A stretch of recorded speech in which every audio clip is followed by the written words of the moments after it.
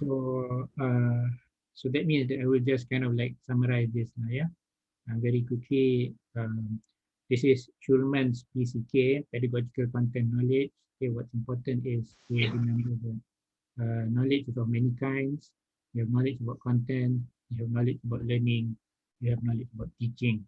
Okay, for an educator, a teacher, an instructor, we have to look at the intersection between these three kinds of knowledge: content, learning, and teaching. And the intersection is referred to as pedagogical content knowledge. Yeah, okay. So in this next slide, this is all taken from Larson Freeman. Larson Freeman. Diane Larson Freeman is someone who is considered a big name in teaching grammar. Okay, so she actually begins one of her, I think, you know, there's a book which is called the Grammar Book. Okay, the thick book. Okay, usually hardcover, and it's quite expensive, like about 100 plus, I'm sure, because it's hardcover. But in the first few chapters, this is how she begins her discussion on teaching of grammar. And there are questions that she asks. No, sorry, it's not in that book. This is another book. Okay, this is another book. But anyway, it doesn't really matter. Okay, same person, Diane Larson Freeman. And first question she asks, general question is, what is the nature of grammar? Okay, and this is an important question, I think, because if you want to teach grammar, you have to more or less have an idea or a handle on what grammar is, right? Okay, or else how are you going to teach grammar? You need to kind of like have an idea of what it is, okay, in order to teach it. Okay, and under this,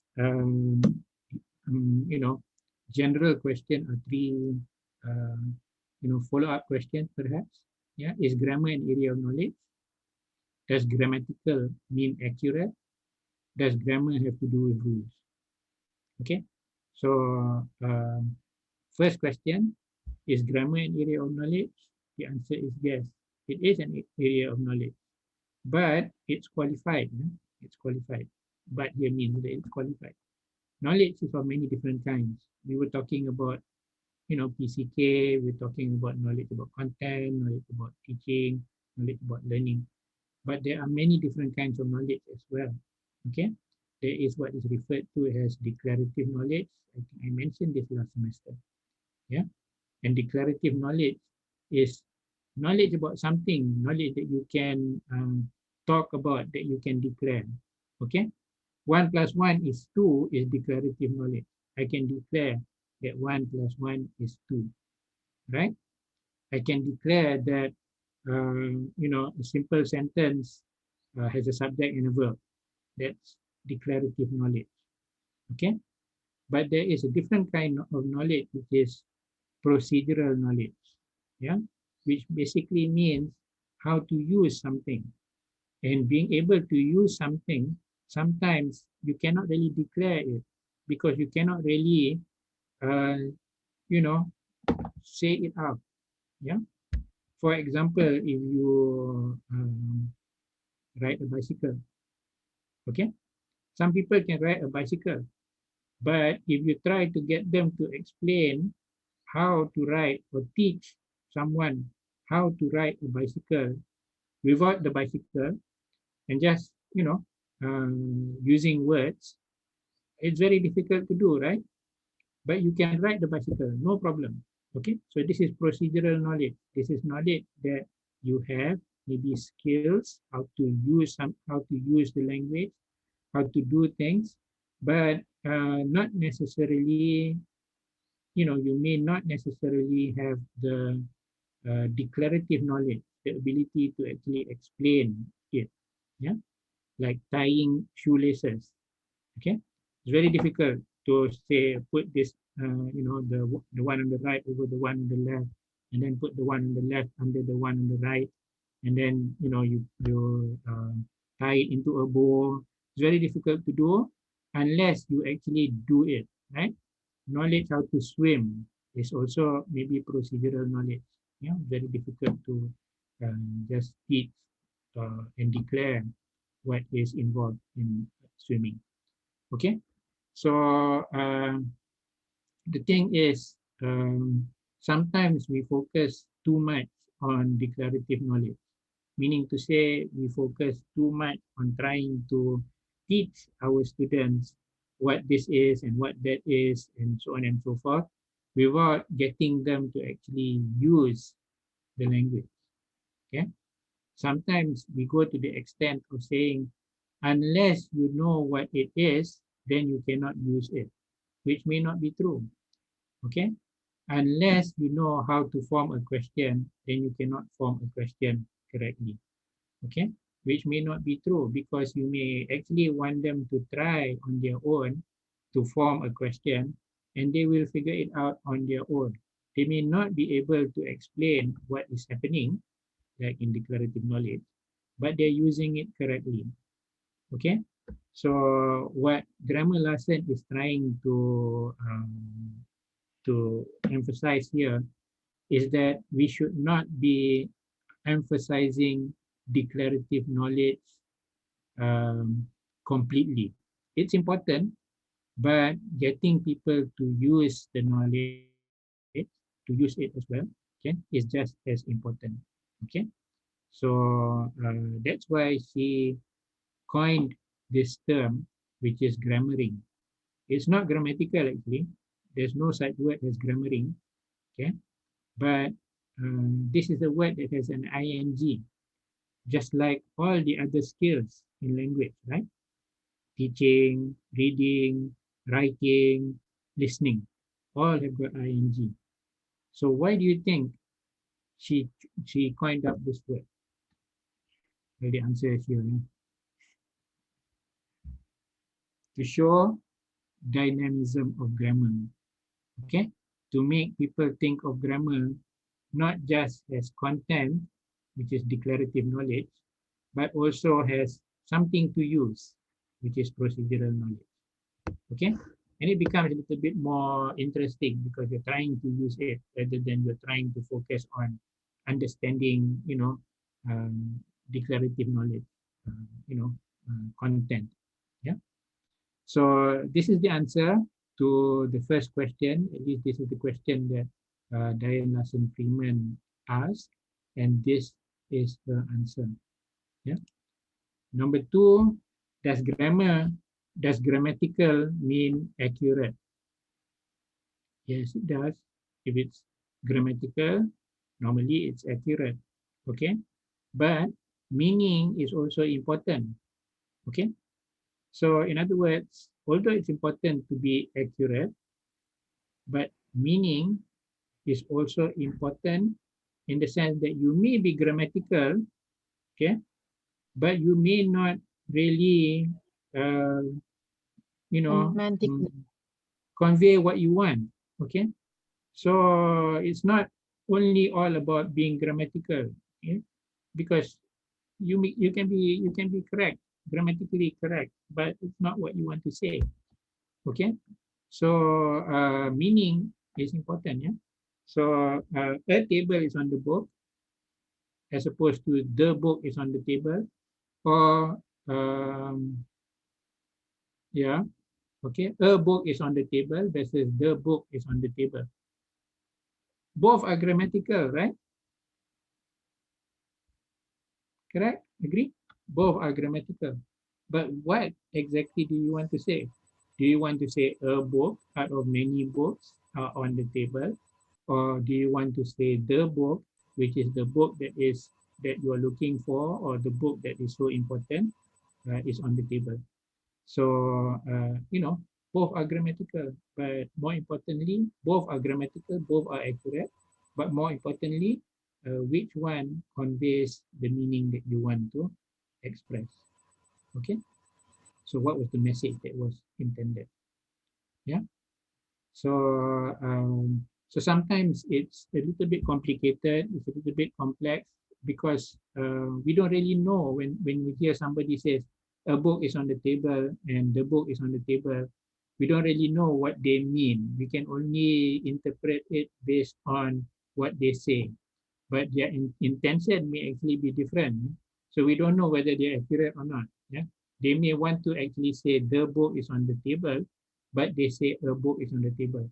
For us, okay, fine, it seems all right, it's grammatical, but we don't really know unless it's a conversation, interaction.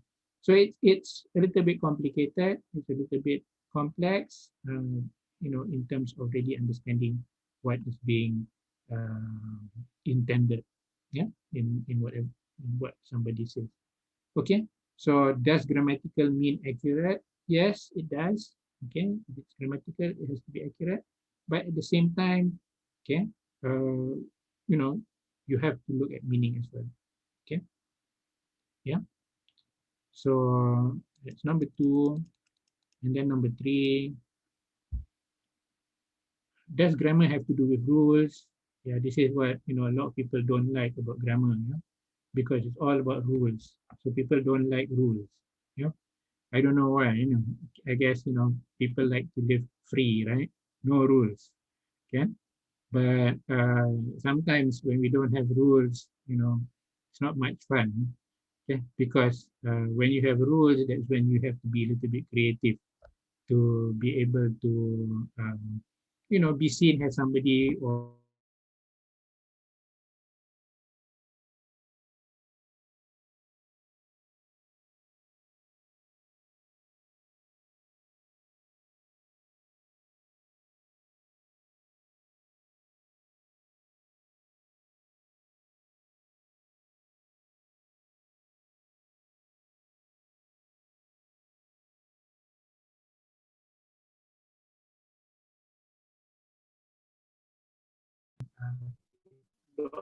it all seems very interesting and creative to people. Yeah, understandable that people don't like too many rules, right? So at the same time, also, um, in grammar, it's not all about rules, because sometimes it's about patterns. When we come up with our sentences, we don't really think of any rules. Okay, we don't think of, I want to come up with a sentence. I have to be very careful about, about agreement, subject verb agreement, and so on and so forth. Because after a while, you never think about it anymore. You just think of it as a pattern, right? The sentence that you create is actually based on the patterns that you have in your head, not rules that you have that you feel you have to follow. Okay, so so after a while, these patterns um, can be very influential in your use of the language. Okay, patterns like maybe collocations, words that come together. Every time you mention one word, the other word will immediately also follow. Okay, like for example, if I say if, okay, I start a sentence with if, and then I say if I, okay, and you will almost automatically use if I were, okay, right? And then and so on and so forth. So these are patterns or collocations that you have, phrases or chunks that you use. So you don't think in terms of the rules, but you think in terms of the chunks. So the point here is, as a teacher, if you want to teach, if you try to teach this as a rule, if I were, okay, and you try to talk to them in terms of, oh, okay, this is in the past because, because this is not something that is going to happen, this is hypothetical, so that's why this is in the past. It becomes a little bit difficult to follow, right? Complicated for the students. But if you just give them a few practice sentences or show them a few texts where if I were is being used, or you have little game where they keep repeating if I were and so on and so forth, okay, it becomes a pattern, and that pattern is taken up. Okay, I'm not saying that this is true of all the grammar structures that you want to present to your students, but for some, maybe the solution is to focus or look at the patterns. For others, you can talk about rules. Okay, so the point here is that to present grammar, it doesn't have to be all about rules. It can be other things as well, okay, including patterns. Okay, so that's number 3 under the larger question of what is the nature of grammar. Okay, so under another larger question of how do we learn grammar, there are other questions like number 1, is grammar acquired naturally or does not have to be taught? Now, this is a question that a lot of people ask because many of us acquire the grammar of our native language naturally. Yeah, doesn't have to be taught. Okay, our parents did not teach us completely about how to use our first language. Okay, because if they taught us completely, then we will only be able to speak our first language only the things that they have taught us. And I'm sure they never had the time to teach us everything. Okay, but we were able to pick up a lot of these things. Okay, same thing also with some of the sentences and phrases that we use in the second language, whether it is English or any other language. Yeah, not all of it was taught to us. Yeah, some we just kind of like acquire, we kind of like figure out on our own. Okay, so yeah, it's true, it can be acquired naturally. Okay, and it's also true that acquiring it naturally may be more effective. And the reason for this is because it is discovery learning, which means basically we figured it out. Yeah, if we figured it out, whether consciously or subconsciously, okay, then it's more effective because it will stick with us a lot, a lot longer. Yeah, but teaching the language can facilitate or accelerate acquisition or learning. Okay, so this is the point. If not, there won't be any need for teachers. Yeah, you don't have to have teachers teaching the language. We just bring all these students, put them somewhere, immerse them somewhere where they will have to be where they will have to use the language, and they're going to naturally acquire the language.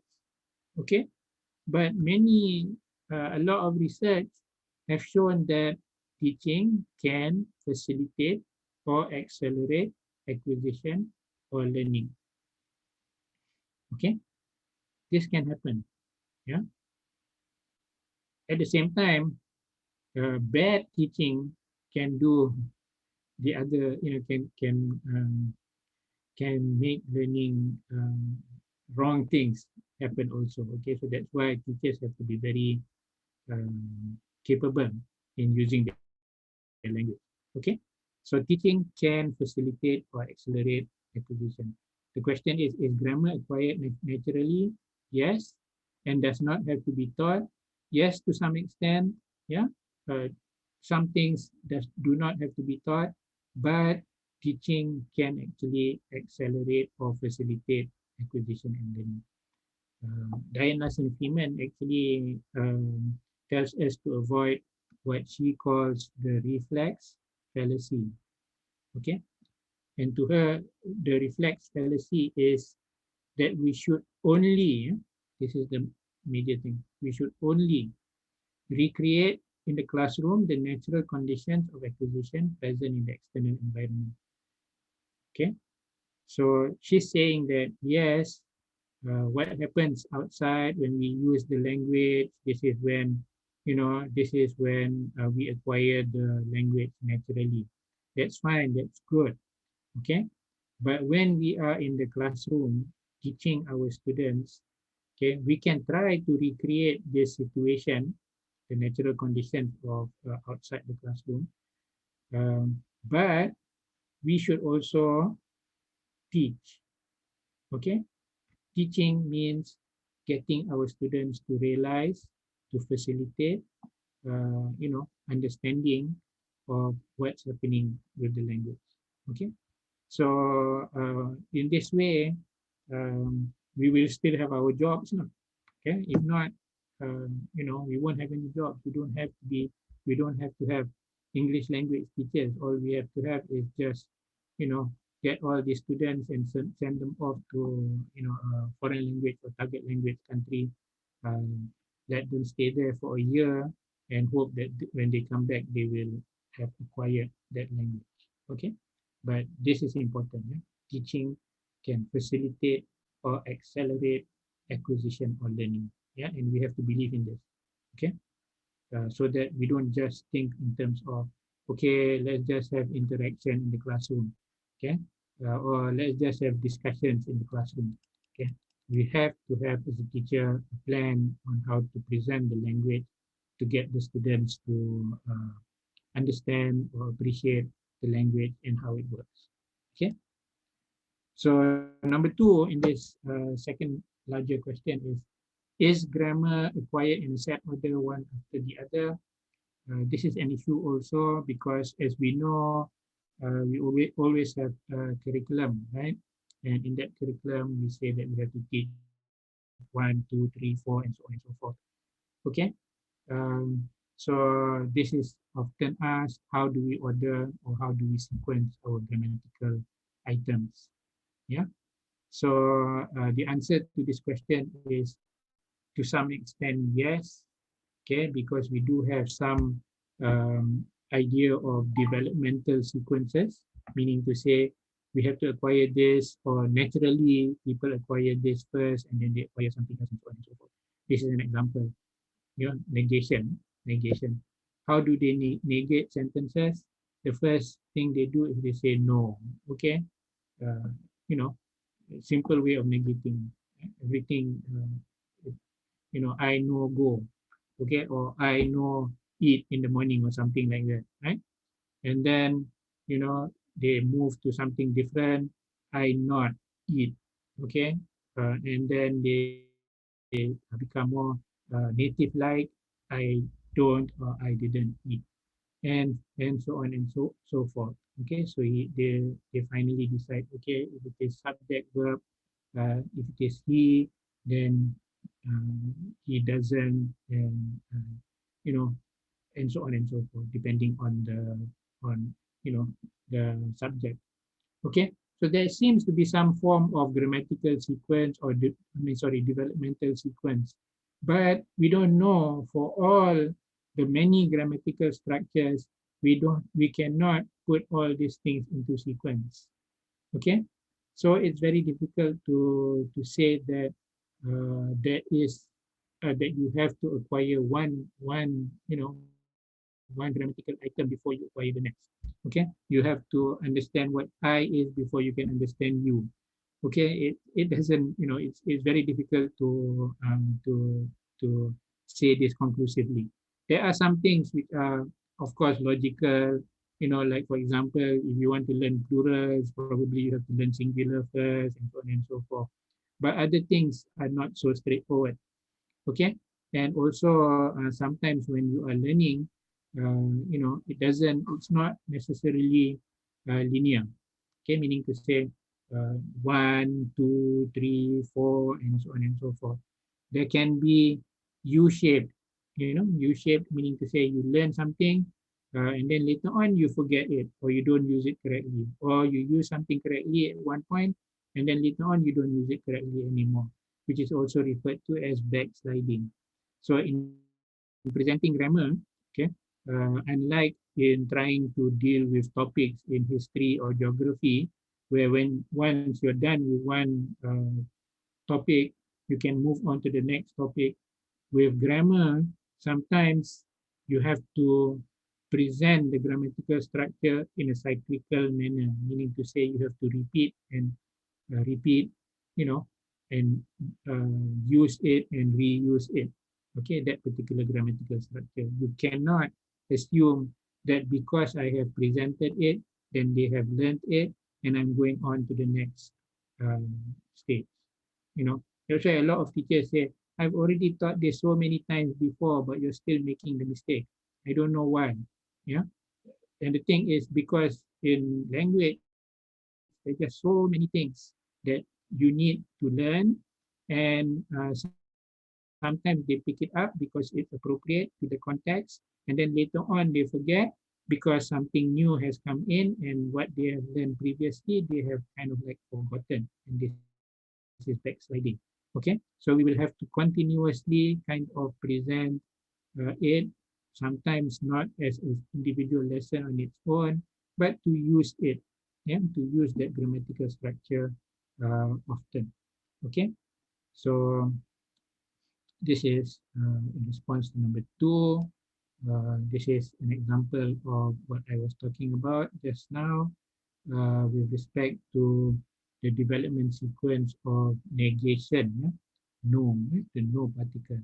No like, I know, understand, I know, can drive. These are for people who are very, basic. And then they begin to learn how to use don't and so on and so forth. Okay. So this is on the basis of a research done by Lightbound and Spada, and this is how they categorize or how they describe the acquisition or developmental sequence of negation. Okay, just for additional information. And the third question is, are all kinds of grammar structures learned in the same way? Okay, what do you think? Anybody?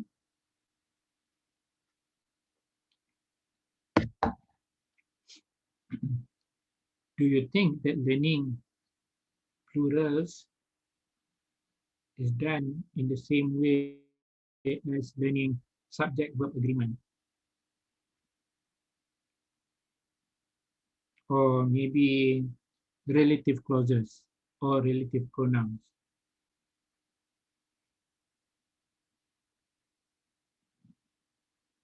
You're still not in the mood, yeah? Still first week, right? Don't know what to answer. Yes, Nakipa, what do you think? I don't think it's the same. Yeah, I don't think it's the same, yeah? Okay, what do you think, like, for example, learning relative pronouns, who, compared to learning plurals and singulars? How is it different? Any. I'm not really sure, doctor. Yeah, but I mean, your idea, I mean, which one would be more complicated or more difficult? I think learning relative. Yeah, probably, yeah. Learning relative pronouns would be more difficult because you're looking at it in a sentence, and then you have to understand different parts of the sentence. You have to identify who the relative pronoun is referring to, and then you have, independent and, uh, you know, um, uh, you know, um, um, embedded sentence and things like that. Yeah. Whereas if it is plurals and singulars, it's kind of simple, especially if it is just a matter of putting s at the end of the word. Yeah. Of course, there are exceptions, but generally people will just say, "Oh, you just put an s at the end of the noun, then you get a plural." Okay. Of course, there are exceptions, but the way you learn them, of course, will be different. Yeah. Okay. One is much easier than the other. Okay, so that answers this question, right? Are all kinds of grammar structures learned in the same way? Okay, so no, yeah, they're not learned in the same way. So there are so many different kinds of theories that try to help us understand how people learn grammar. So no one theory can be able to explain all, manner of acquisition or learning of all grammar structures. That's why we have to look at many different learning theories. Okay, because they're different. Okay, some structures are more learnable than others as they are less complex. Okay, so if, for example, you want to teach singular and plurals, I think it's not a problem if you just tell your students, okay, if you want to have a plural sentence, a plural noun, you just add the s at the end. Okay, very straightforward, very simple. Students can also understand and capture it very quickly. But if you want to teach them relative pronouns, okay, it will be definitely a lot more explanation if you want to go that way to try to explain. So maybe you have to have little games or little kind of like, uh, linking things, getting them to understand the connections between certain things for them to understand. Yeah. So there are different ways of presenting this. Okay. So once again, PCK comes into play, right? Okay. So we have to know what relative clauses are. This is content knowledge. We have to know how to teach this. Okay. We have to know how students would probably better or best learn relative clauses. Okay. They will only learn it if they know, what the relative pronoun is referring to. Yeah. Okay. So this three sentences: the four boys walk slowly to the beach. The man who lives here. These are examples. Yeah, of number agreement, relative clauses, and a relative, two relative clauses, and we can see how if we want to teach our students, uh, you know, number agreement, the way we teach this would be different from the way we try to teach relative clauses and relative pronouns. Okay, so the point here is that we have to understand it first. If we don't understand this, okay, then how is it that we can kind of like come up with a strategy or technique to present it to our students, or come up with innovative or interesting activities for them to learn these structures. Okay, so not many more. I think we have 17 slides, if I'm not mistaken, or 18 slides. Okay, we're already at, what was it there?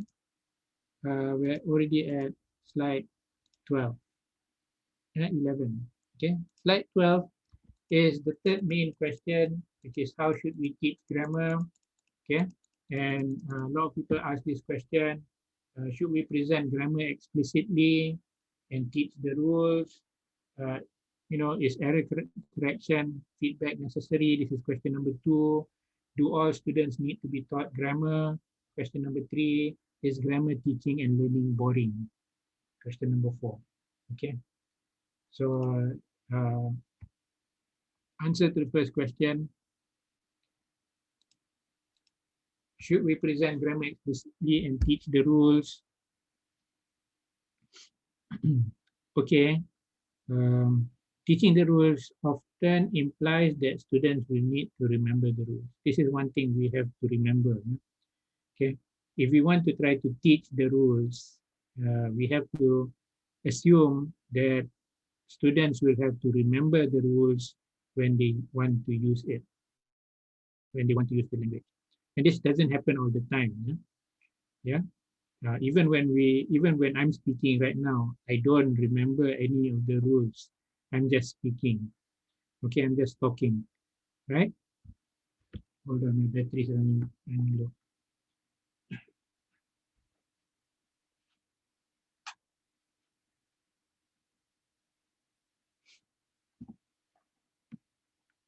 Okay, so so it's not, I mean, it doesn't. The rules don't happen when we are using the language. If we always try to think of the rules, it's going to be very disruptive, and we will be talking very very slowly. Okay, because we'll be saying something and then trying to remember the rule and say something else, and so on and so forth. Okay, so we want to reach a level where everything is very procedural, and we use it without thinking too much of the rules. Okay, so the thing is, as far as teaching is concerned, it's okay to teach some rules of thumb, like for example, plural, that I was talking about, you put an S at end, which is fine. It's very straightforward. Okay, and if your students want to use this, they won't be, it will not cause them a lot of stress, because it's very straightforward. Okay, there's no processing demand, yeah, on them. They will just, just like that. Cars, many cars, and so on. Sometimes they forget it, but nevertheless, they may be able to use it without, making it difficult for them. Okay. But when it comes to elaborate grammatical explanation, this is not recommended. Yeah. Yeah. So if you find yourself trying to explain a grammar point and maybe beginning to sweat, okay, it means that this is a very complicated grammar point that maybe you should not be trying to explain in the first place. And how you go about it or presenting it to the students should be maybe not explicitly, but more implicitly, which means they look at how it's being used, or they hear how it's being used, or you get them to repeat or practice sentences where it's being used. Okay, so that it becomes a little bit familiar. Okay, so that maybe they will start they will start thinking about how it works. Yeah, and you know, it doesn't become complicated, because even if it is a very, I mean, if it is a very complicated grammar structure, you're trying to explain it, you know, it just may not work because they may be confused. Yeah, and maybe because of too much explanation, they're not going to pay that much attention to in the first place. Okay, so what we need to focus on, this is something that my one of my lecturers used to say in the US when I was taking my basic degree: teach the language, not teach about the language. Okay, if you teach about the language, that means you're teaching, you know, what is this, what is that, and so on and so forth. This is teaching about the language. So when he said teach the language, that means teach how to use the language. Okay, so we want to help our students learn the language, to use it, not to know about it. Okay, we want them to use it. Yeah, we don't want them to just know about the language. We don't want, we you know, it's not important for them really to know that this is a subject and this is an object. What's more important is for them to use the subject and use the object correctly. Yeah, so that's what's more important. Yeah, they may not know what a subject is, they may not know what an object is, but they can use it correctly. That's more important. So number 2 is error correction feedback necessary. Um, this is, you know, we've got quite a number of things here. Listing about positive evidence and negative evidence. Okay. So I think I'm going to delay this to the next time we meet, just before we start talking about the article. Okay. So basically here, positive evidence is, you know, if you're talking to someone, okay, and when you say something and they show that they understand you and they reply to you with, you know, a reply that is expected. Okay? This is positive evidence that shows you that what you said is correct. This is positive evidence. Yeah? So you have to understand what positive evidence is. Okay. Negative evidence is evidence that tells you that something that you said is not correct. Okay. If somebody says, if you say something and somebody replies by saying, huh, what, you know, or something like that, okay, this is negative evidence. This is evidence that tells you that what you have said contains some sort of an error. Okay, yeah. So this is to understand positive evidence and negative evidence. Okay, positive evidence, actual instances of correct use of the grammar structure. Okay, this is not enough. Negative evidence is information to tell us that the use of grammar structure is incorrect. Okay, this sometimes may be needed. Okay, because the question here is error correction. Is it necessary? Okay, some people say if you have error correction, too much error correction in your classroom, then it's going to disrupt your classroom, because all you're doing is you're saying this is wrong, this is the right way to say it, and so on and so forth. So the lesson that you're trying to teach is going to be disrupted. Yeah. So they say that just go with positive evidence. Just go with positive evidence, meaning to say you encourage them to speak and so on and so forth. Okay. Um, so, but there are times where some words like go at by giving positive evidence only, yeah, will not be able to say that go is wrong. Okay, you need some feedback. Okay, some errors that are made will require feedback. Okay, sometimes there is something which is referred to as decast. Okay, and we will talk about this later on. Yeah. Okay, so this is just kind of like an introduction. There are some things that we will revisit as we go along the course, which will kind of like explain some of the answers to this question, these questions that we have here.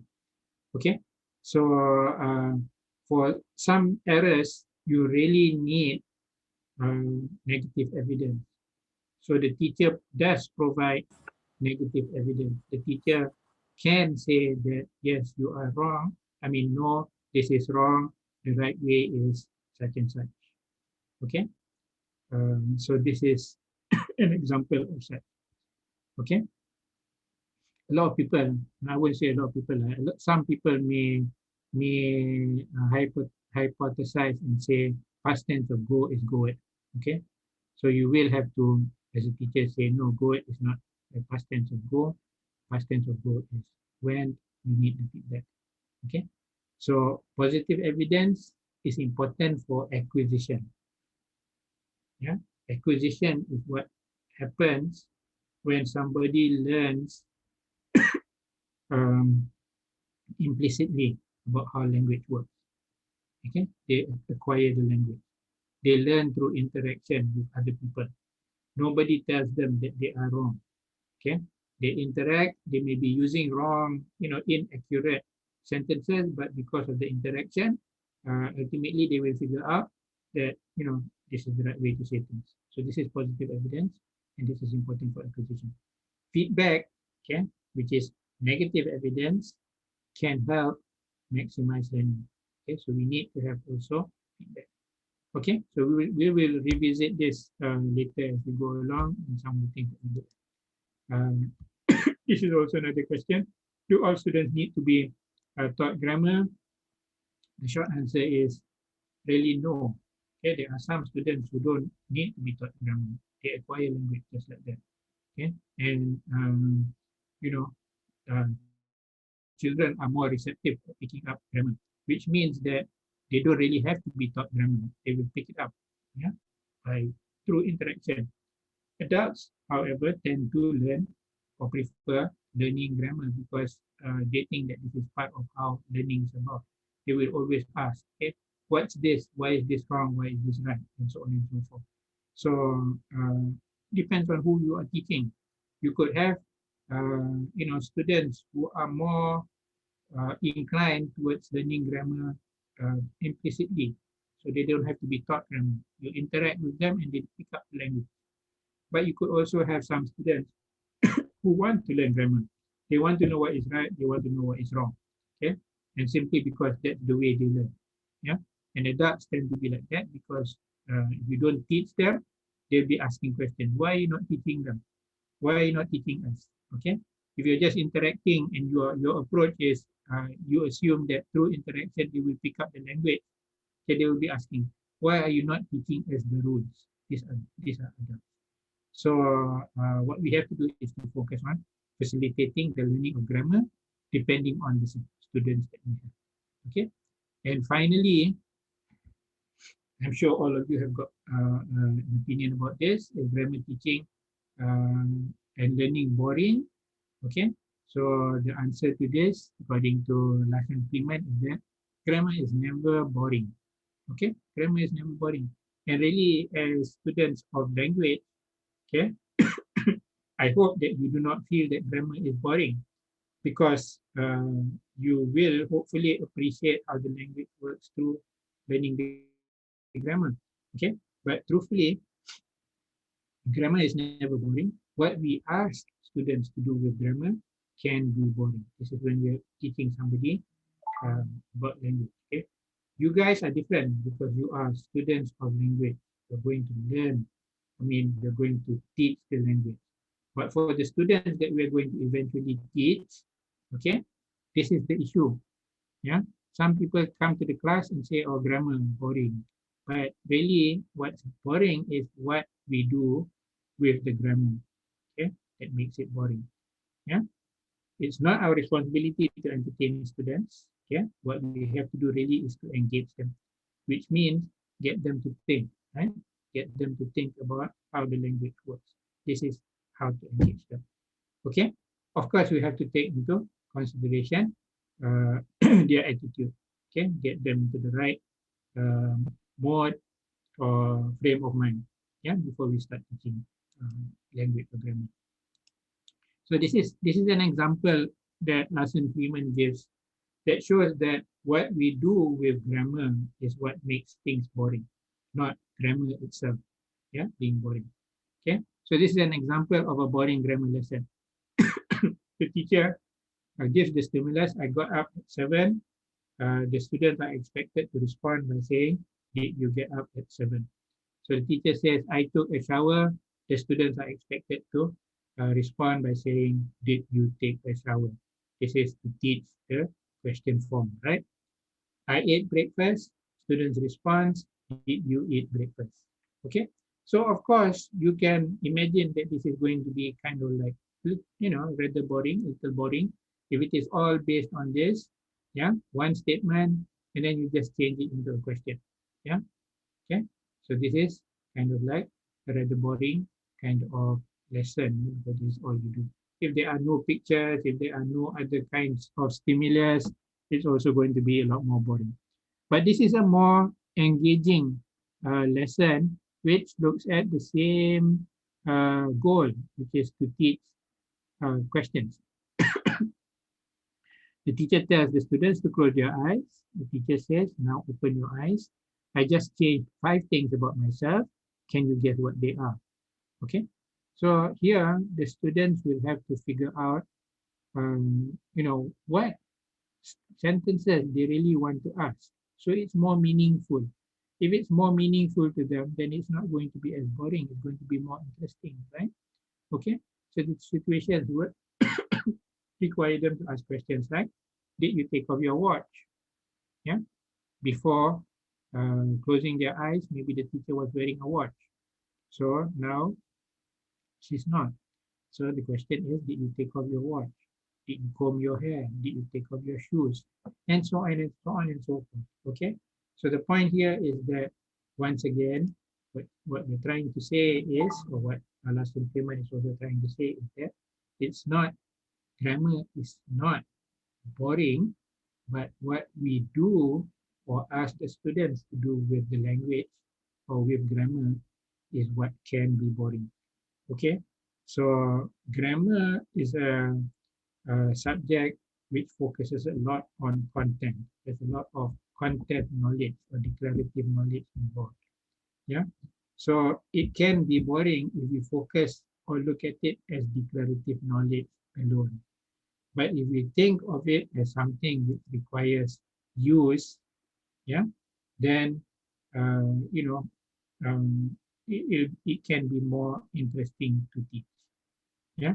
So this is the point. Yeah? When you go out for your language teaching practice, if you are able to go out and teach in schools, okay, for your teaching practice, please do not teach grammar rules and try to explain grammar rules for 20 minutes or 15 minutes to your students. Okay, because they probably will not be paying that much attention. You can present the grammar rules for a while, but make sure you present context and make sure you get them to use the language with the grammar structures. Okay, so you can present for a while, which is fine, and then maybe do some activities with it, and then at the end, if you need to provide feedback, highlight certain things, and so on and so forth. Okay, but never spend 20 minutes trying to teach the rules of grammar. Okay, even 10 minutes trying to teach the rules of grammar. to your students is a long time. Yeah, and you should avoid doing that. Okay, so that's it for today. Any questions? Any comments? Still no comments. Nakiba, no comment. Wait, Naira, no comment. doctor, Go ahead. may I ask? Yes, go ahead. Doktor tak ada.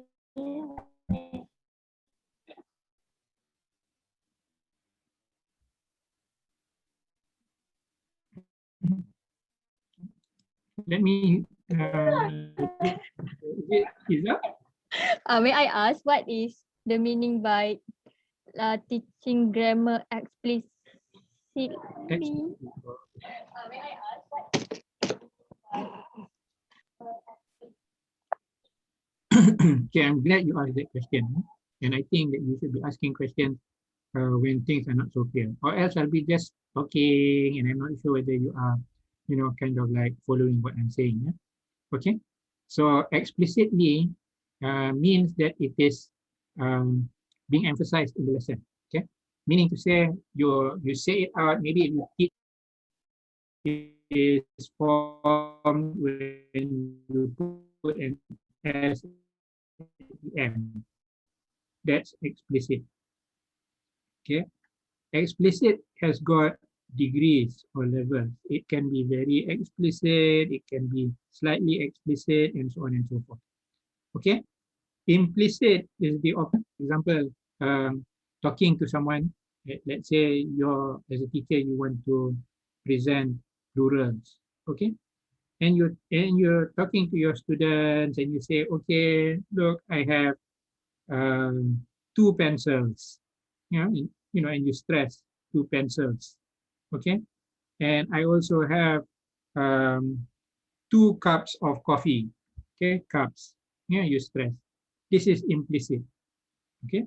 You don't focus on the formation of the plural is by adding an S to the noun, but you use it and you implicitly present it to your student. Okay. So in teaching languages, there are 2 points of view. One is that grammar should be presented explicitly, rules, etc., etc., or grammar should be presented implicitly. Okay, which means don't focus too much on the rules. You do things like use the language. Hopefully, the students will notice it and so on and so forth. Okay, so that's implicitly. So that's the difference between explicit and implicit. Okay. Thank you, Manina. Good question. Any other questions?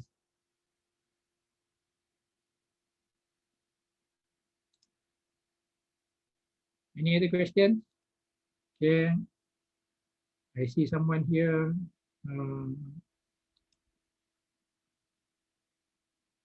Sasmita, Norfa,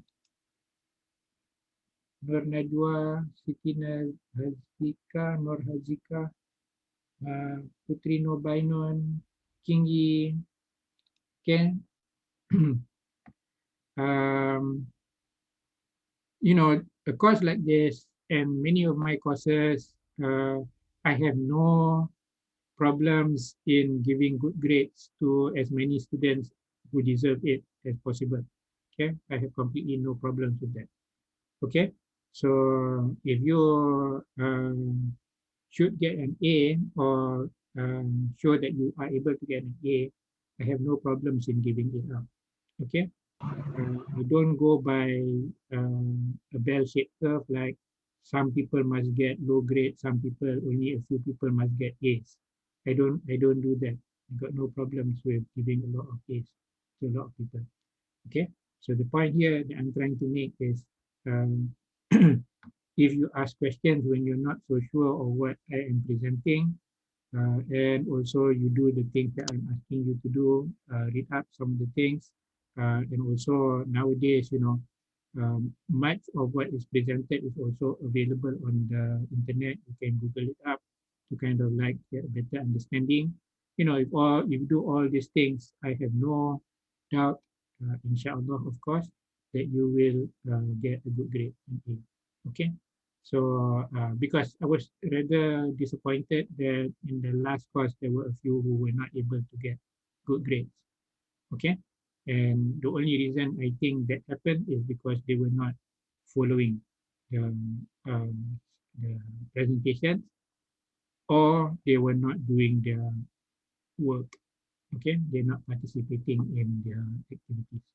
So if you do that, you're not going to get good grades. Yeah. So this is just a reminder. A lot of people say, "Oh, grammar is going to be a tough course." Yeah, the grammar, the first course, the last semester's course, probably is a little bit tougher than this one. Okay, but even then, I think there were quite a number of A's also given. Okay, um, this one is not so bad unless you cannot teach. Okay, because this is micro teaching, you have to be able to speak and use the language and also talk about grammar, whether you do it explicitly or implicitly.